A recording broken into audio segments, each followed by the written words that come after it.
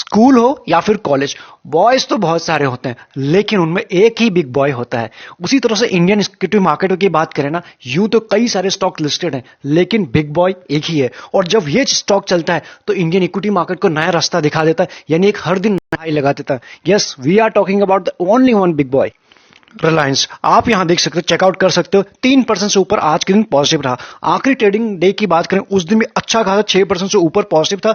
दिन में उस दिन की अगर बात करें 8-7% के अराउंड गया था। तो यहां से 2 दिन में इसने अच्छा खासा अपने इन्वेस्टर को पोर्टफोलियो को ग्रीन कर दिया है। अभी भी इसमें काफी गैस यहां से बची हुई है, इसलिए जिन लोगों के पास है जिस टाइम होराइजन के लिए आप उसी हिसाब से इसको प्ले कर सकते हैं। शॉर्ट टर्म के लिए तो डेफिनेटली अपने ट्रेल को, अपने जो ट्रेलिंग की स्ट्रेटेजी यूज कर सकते हैं, अदरवाइज इसको तो आप होल्ड कर ही सकते हैं। एक ऐसा स्टॉक है जो डेफिनेटली एक अच्छा मोमेंटम दे सकते हैं आने वाले टाइम में। एक ऐसा स्टॉक है जिसके ऊपर कई सारे न्यूज भी आ रहे हैं। अगर आप मॉर्निंग अपडेट देखते हैं तो हमने उसमें कुछ डिस्कस किया था कि आज जो डीओटी ने एक परमिशन दिया है, जो बोला है जितने भी टेलीकॉम कंपनीज को कि अपनी जो 5G का ट्रायल है उसको आप इंडियन विलेज में भी ट्राई कर सकते हो, यानी ट्राई करना चाहिए आपको यहां से।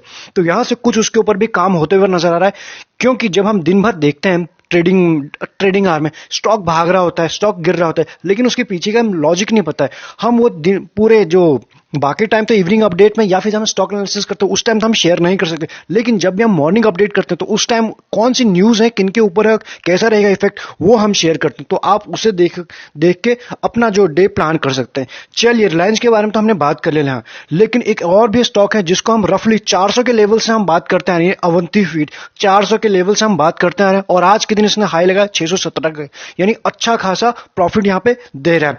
अभी यहां पे क्या हुआ, बीच में इसमें 550 के अराउंड एक वीडियो और पोस्ट किया था जो एक रिव्यू वीडियो था, यानी 400 लेकर 550 एक जो रेजिस्टेंस था, रेजिस्टेंस के आसपास एक वीडियो आना बनता था कि यहां से क्या स्ट्रेटेजी हो सकती है। वहां पे कुछ दिन रुका भी, वहां पे तो हल्की फुल्की एक प्रॉफिट बुकिंग आई और उसके बाद आप यहां देख सकते हो अगेन अपने रेजिस्टेंस के आसपास खड़ा है। आज जो हाई लगा 617 और 601, इसका छोटा मोटा अगेन फिर से एक रेजिस्टेंस आ चुका है। अगर इसके ऊपर सस्टेन करता है तो ही इसके ऊपर बाइंग की जा सकती है, अदरवाइज कुछ टाइम फ्रेश बाइक के लिए कुछ टाइम अगर वेट करें तो हमारे लिए पॉजिटिव हो सकता है या फिर अच्छा हो सकता है। अदरवाइज स्टॉक किस तरह से आपने देख लिया, बहुत सारे कमेंट भी आए थे कि बेकार स्टॉक है, आईटीसी के साथ इसको कंपेयर कर दे। आईटीसी नहीं है ये, आईटीसी वहीं रहेगा और ये कहां चले जाएगा हमें समझ में भी नहीं आया।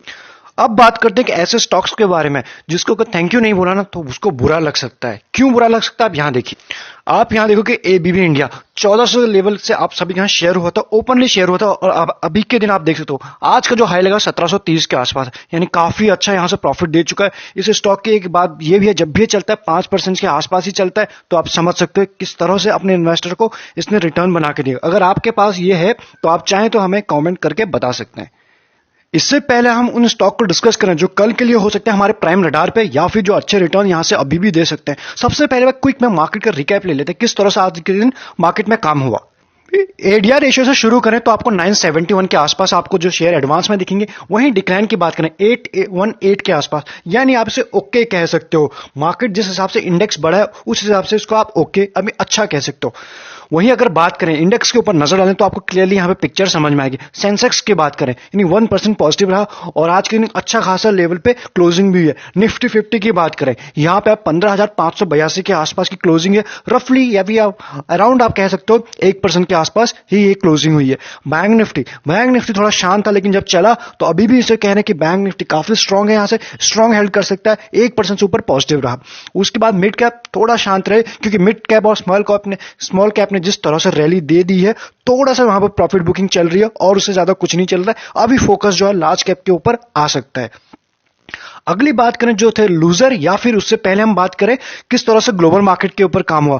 डेक्स कैप फुटसे में आपको हल्की सी रेड निशान दिख रहा है, या फिर न्यूट्रल टू रेड की तरफ ज्यादा दिखाई दे रहे हैं, एंड एसजीएक्स निफ्टी आपको अगेन वहीं पे दिख रहा है। हमारे लिए तो इंपॉर्टेंट होगा कल किस तरह से हम काम करते हैं, प्लस चार्ट पे भी हम देखेंगे कि यहां से कौन से लेवल आते हुए नजर आ रहे हैं। अभी बात करने गेनर, यानी गेनर तो वही थे सबसे पहले रिलायंस जिसने लीड किया था या फिर खुद भी लीड किया और हमारे जो इंडेक्स है उसे भी लीड किया। बाकी बात करें आईसीआईसी बैंक, एक अच्छा बैंक है और इसमें एक अच्छे लेवल पे है, यहां से इसमें कुछ एक बाइंग इमर्ज हो जा रही है। आज के दिन भी पॉजिटिव रहा 3%, जेएसडब्ल्यू स्टील भी 3% एंड डॉक्टर रेड्डी लैब। थोड़ा दिनों के बाद जो न्यूज आई थी उसके बाद डीआरडीओ की, उसके बाद उसके अगले दिन भागा था और उसके बाद तो इसमें थोड़ी मोड़ी प्रॉफिट बुकिंग आई और उसके बाद अब धीरे धीरे इंपॉर्टेंट सपोर्ट लेके वहां से 250 का एक इंपॉर्टेंट था 5250 के आसपास, वहां से एक सपोर्ट लिया, थोड़ा नीचे आया था और वहां से एक आप बाउंस बैक कह सकते हो। उसके बाद जो लूजर रहे आज के दिन एमएनएम। एमएनएम एक ऐसा शेयर है जो अप ट्रेंड में है, लेकिन जैसे मॉर्निंग में आप सभी का शेयर होता है, इसमें आई थी न्यूज थी क्वार्टरली रिजल्ट की और वो अच्छे थे। अच्छे होने का जैसे कि हम जान रहे हैं कि प्रॉफिट बुकिंग होती है आजकल का ही, अगर वो स्टॉक नीचे के लेवल से चल चुका है, ये ट्रेंड हर क्वार्टरली का होता है, इसको जो मार्केट में है वो चीज समझ गए होंगे। तो आज के दिन में इसमें 4% से ज्यादा ही ये नेगेटिव रहा, लेकिन स्टॉक में अभी भी कोई वीकनेस बनी नहीं है। बहुत ही 1-2 दिन के बाद आप इसमें देख सकते हो कुछ रिबाउंड आते हुए दिखेगा। बात करें Adani port, Infosys and Larsen. Infosys के बारे में अगर बात करें, अगर आपने हमारा थर्सडे का वीडियो देखा, जब वेंसडे और थर्सडे को दोनों दिन आईटी सेक्टर चला था, तो उस दिन हमारी बात हुई थी कि आने वाले अब 1-2 दिन में हो सकता है आईटी सेक्टर थोड़ा शांत बैठ सकता है। शांत इसलिए बैठे क्योंकि उसको और आगे चलना है। अब यहां से 2 दिन हमने शांत देखा, आज के दिन उतना नहीं चला, हल्की फुल्की प्रॉफिट बुकिंग हुई थी। अभी यहां से कल के दिन से एक्सपेक्टेशन बनी हुई है कि अगेन फिर से हमें कोई 2 या 3 दिन आईटी सेक्टर के नाम लिखे जाएंगे। तो इसलिए ये सेक्टर है या फिर ये शेयर है, हमें हमारे फोकस पे होने चाहिए। उसके बाद बात करें, कल के दिन आप सभी के यहाँ शेयर हुआ था मन्नापुरा फाइनेंस, यानी जो हमारा संडे स्पेशल था उसमें था टॉप 10 में से एक शेयर था ये भी। आज के दिन ही 4.22% पॉजिटिव रहा। एक चीज और बता देते हैं, हमने जो 10 शेयर आपके साथ शेयर किए थे, 10 में से 9 आज पॉजिटिव में रहे, एक ही रहा जो ग्रीन में नहीं रहा, वो था बैंक ऑफ बड़ौदा। उसमें आज के दिन आपको प्रॉफिट बुकिंग जरूर दिखी है, लेकिन बाकी जो 9 की थे वो सारे ग्रीन में। हम सबकी बात यहां नहीं करेंगे और क्या रहेंगे मूवमेंट, वो सब बात नहीं करेंगे, हम सब उनकी बात करेंगे जो 1% से ऊपर आज के दिन जिन्होंने कारोबार किया या फिर ग्रीन में रहे। तो मन्नापुरा अभी तो जस्ट शुरू हुआ है, इसको काफी लंबी दूरी तय करनी है। आप चाहे तो जिन्होंने लिया था कांग्रेचुलेशन, और जिन लोगों ने नहीं लिया अभी भी अच्छे लेवल पे आप इसको होल्ड कर सकते हो, या फिर किसी भी डिप पर आप इसमें फ्रेश बाय इनिशिएट कर सकते हो, जिन लोगों के पास है होल्ड कर सकते हैं। अगला जो शेयर हमारे लिए इंपॉर्टेंट होगा, 10 में से एक ये भी शेयर था आदित्य बिरला फैशन रिटेल।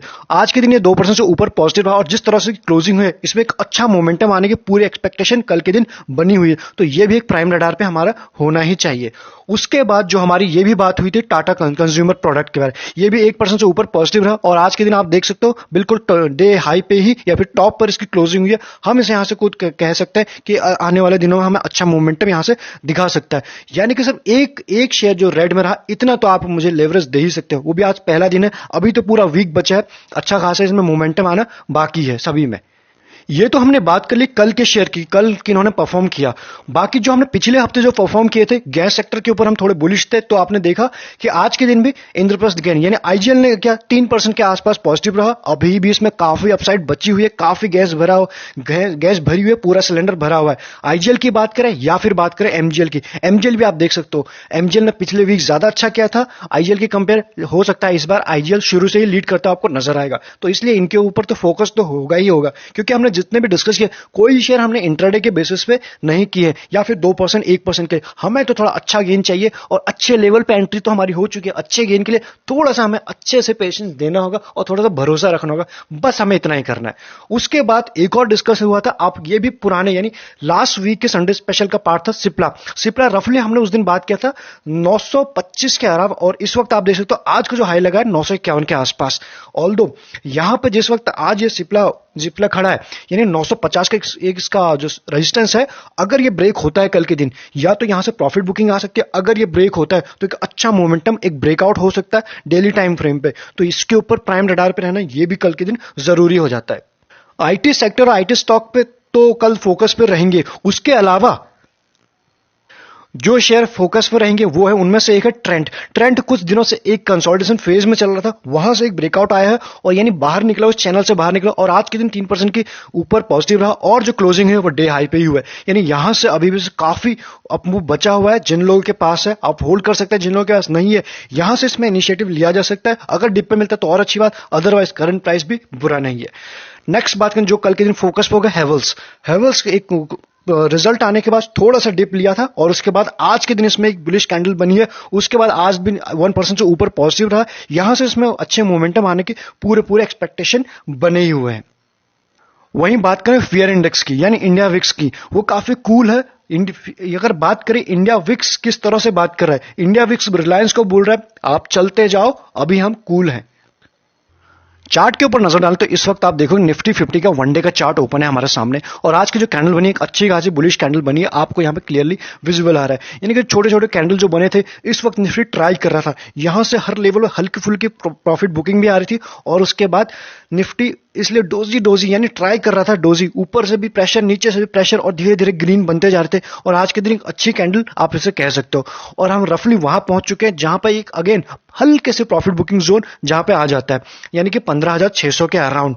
अगर ये ब्रेक होता है तो हमें 750 के लेवल भी आते हुए जरूर दिखेंगे। अगर हम इसको यहां समझने की कोशिश करें किस तरह से आज के दिन मूवमेंट रहा है, क्योंकि जिस तरह से निफ्टी जहां भी चला गया, जहां भी ट्रेड कर रहा है, ऐसा बताया जाना कोई ऐसा रेजिस्टेंस तो है नहीं, हम सभी जानते हैं अपने लाइफ टाइम हाई पे काम कर रहा है।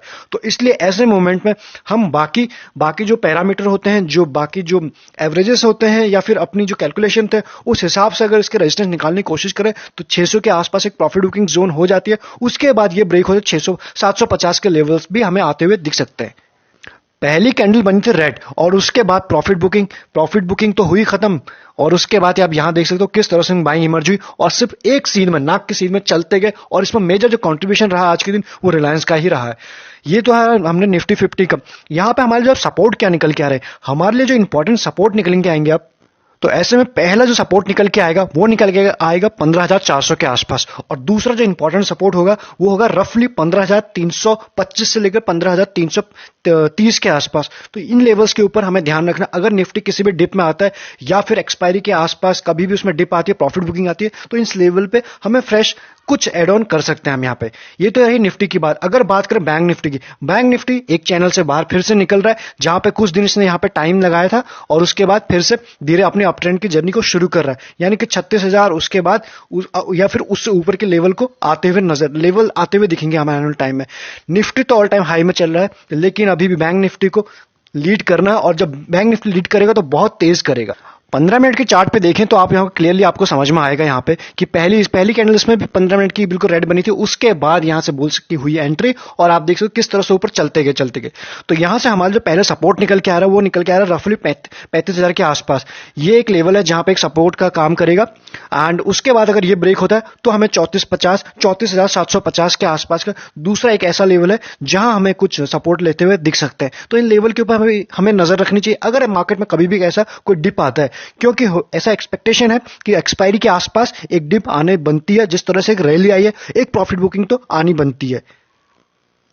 अगर आपके पास डीमैट अकाउंट नहीं है, फ्री में आप डीमैट अकाउंट ओपन करा सकते हैं, डिस्क्रिप्शन में लिंक जो है उसके थ्रू। अदरवाइज चैनल को सब्सक्राइब तो कर ही सकते हैं, वीडियो को लाइक कर सकते हैं और रेगुलर अपडेट्स के लिए। Thank you so much.